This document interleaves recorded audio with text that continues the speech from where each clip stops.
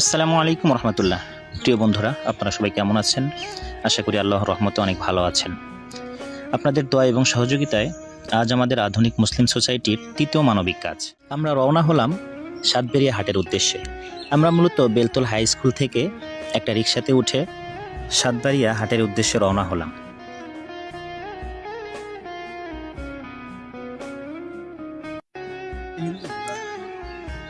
আমরা কিছুক্ষণ যেতেই পেয়ে গেলাম আমাদের ঘোড়শাল মোল্লা মার্কেট।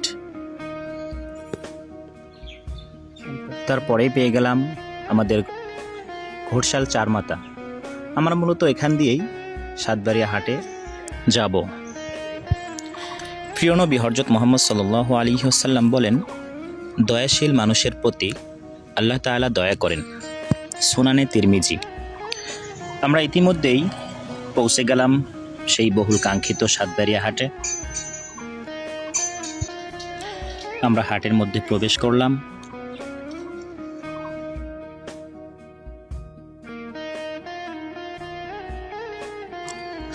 আমরা রিক্সা থেকে নেমে হাটের মধ্যে প্রবেশ করে সর্বপ্রথম আমাদের সেই অসহায় বোনটার জন্য অনেক বড় সাইজের একটা পাঙ্গাস মাছ নিলাম।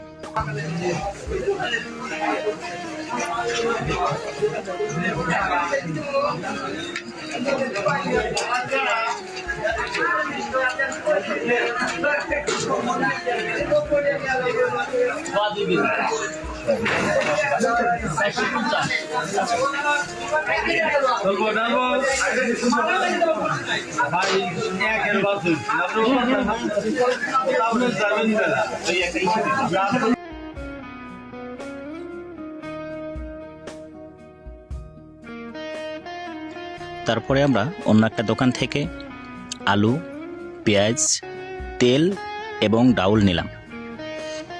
তারপরে আমরা চলে গেলাম অন্য একটি দোকানে এবং সেখান থেকে নিলাম 25 কেজি ওজনের এক বস্তা চাউল। আমাদের কেনাকাটা ইতিমধ্যেই শেষ হয়ে গেছে। আমরা এখন হাট থেকে বের হয়ে যাচ্ছি আমাদের রিক্সার উদ্দেশ্যে। আমরা কেনাকাটা সম্পূর্ণ করে রওনা হলাম সেই অসহায় বোনটির বাড়ির উদ্দেশ্যে। আমরা ইতিমধ্যেই চলে আসলাম সেই অসহায় বোনটির বাড়ির পাশে।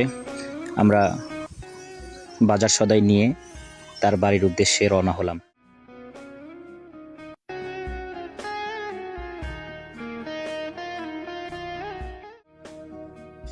পথে যেতে যেতে বারবার মনে হচ্ছিল, হয়তো আমাদের এই ছোট্ট প্রচেষ্টা আজ একটি পরিবারের জন্য বড় স্বস্তির কারণ হবে।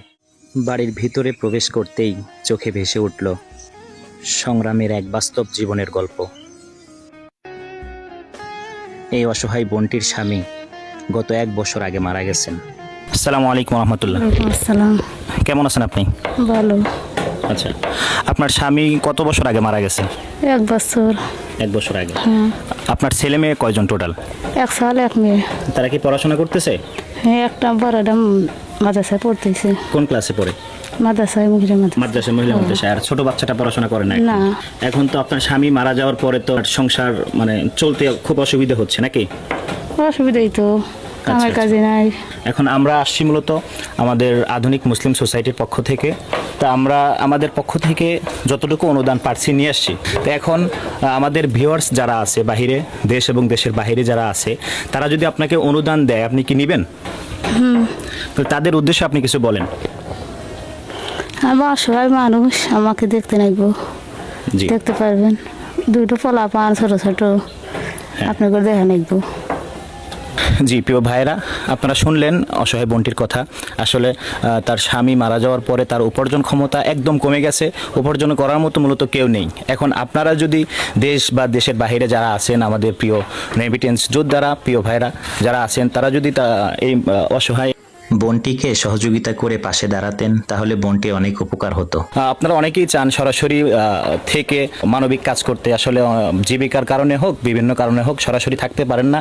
এজন্য আমাদের আধুনিক মুসলিম সোসাইটির মাধ্যমেও যদি আপনারা এই অসহায় বোনটিকে যদি কোনো সহযোগিতা করতে চান, তাহলে আমাদের বিকাশ, নগদ নাম্বার, ব্যাংক অ্যাকাউন্ট আমরা দিয়ে দিব। আপনারা যদি এই অসহায় বোনটাকে সহযোগিতা করতে চান, অবশ্যই আমাদেরকে জানান। আমাদের আধুনিক মুসলিম সোসাইটির পক্ষ থেকে আজকে সামান্য কিছু আমরা নিয়ে আসছি। আসছি।